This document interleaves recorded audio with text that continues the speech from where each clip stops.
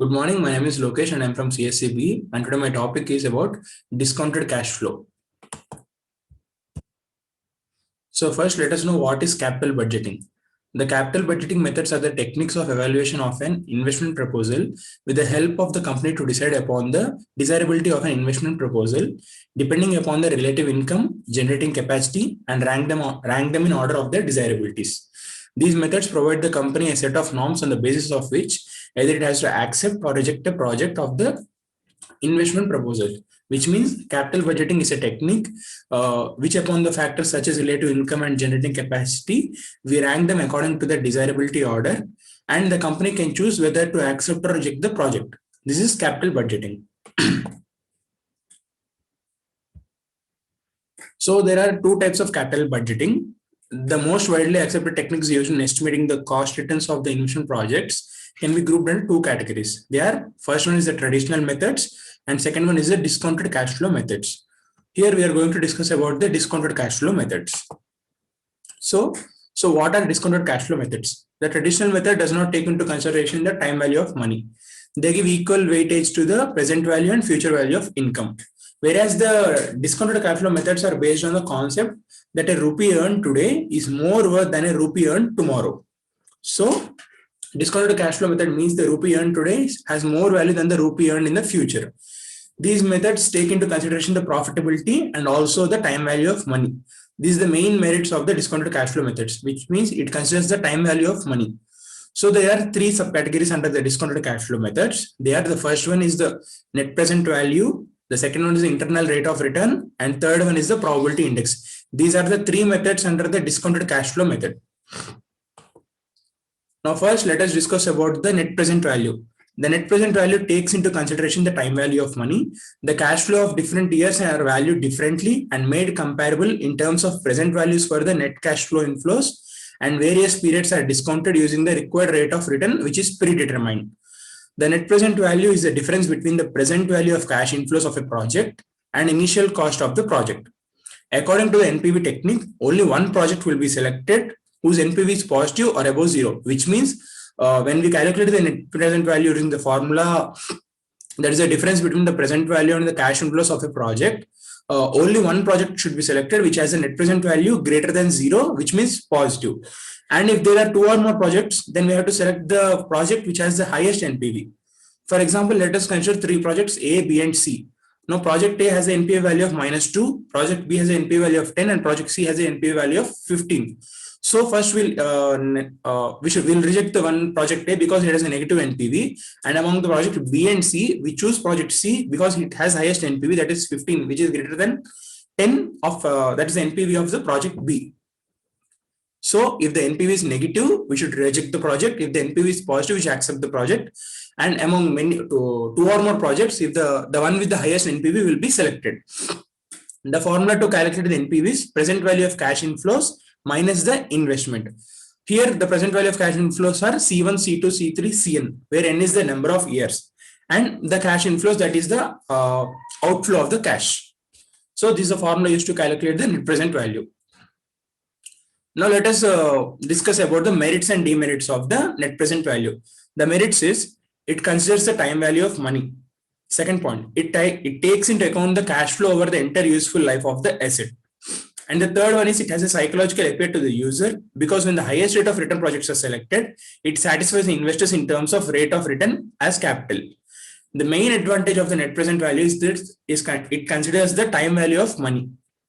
And coming to the demerits, it is very difficult to use and understand, and it involves a very high complicated computational work. And the third one is it may not give unique answer in all situations, which means net present value cannot be trusted and used, and it is difficult to use in every situation.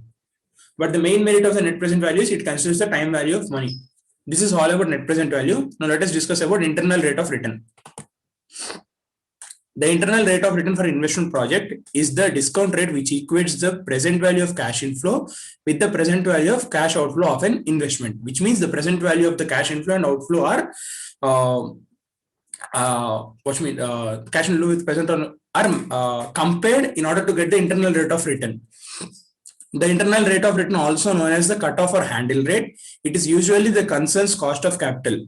According to Wester and Brigham, The IRR method is the interest rate that equates the present value of expected future receipts to the cost of the investment outlay, which means investment outlay is called the investment, which means the present value of the cash inflow is varied or compared with the expected future receipts, which means the future inflows, cash inflows.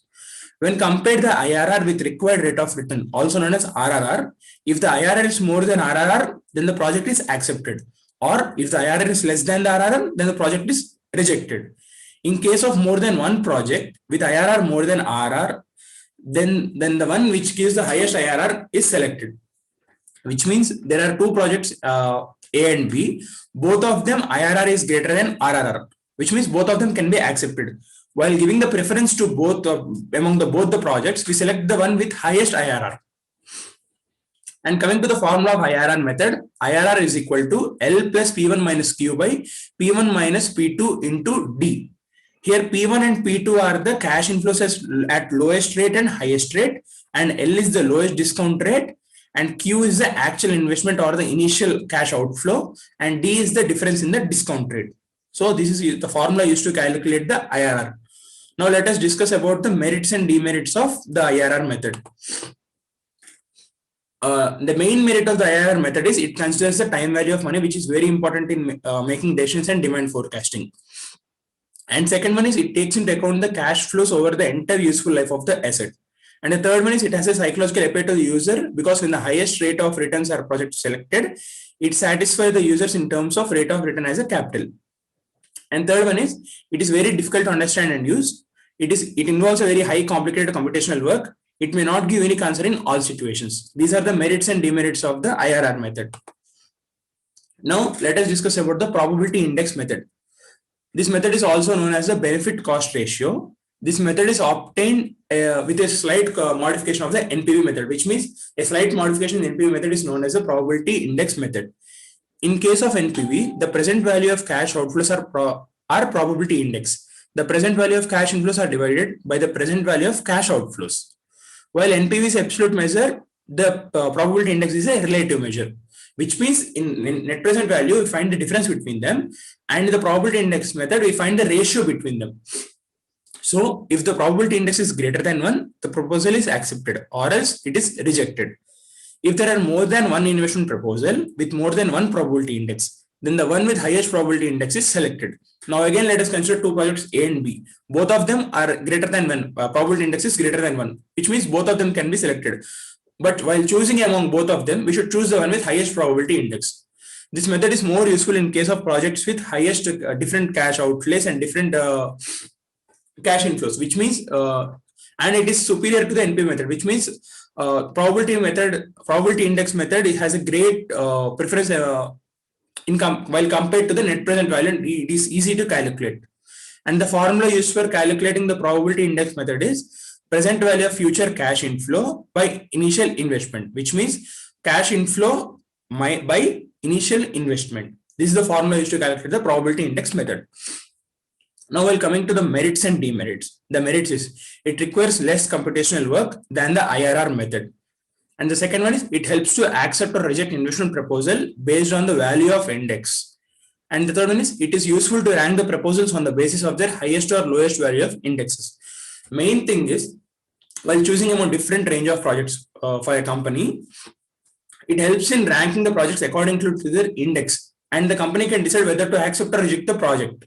And it's the most easiest to understand and calculate among the other two methods, that is NPV and IRR method. Now, while coming to demerits, it is somewhat difficult to understand, and many companies don't use this method because they find it difficult to use, and only companies with the many cash inflows and outflows use this method, more cash inflows and outflows. And some people may feel no limitation for index number due to several limitations involved in their competitions, which means the probability index method is mostly recommended for large scale industries, but small scale industries may not find it useful to use this method. And the third demerit is it is very difficult to understand the analytical part of the decision on the basis of the project probability index, which means after calculating the probability index, many companies or many people may not understand on what basis should they select which project, and they not understand what are the results of calculating the probability index. These are the merits and demerits of the probability index. So mainly discounted cash flow is Subclass fit into three types: the NPV or NPV, net present value, and the IRR, internal rate of return, and the probability index. Thank you.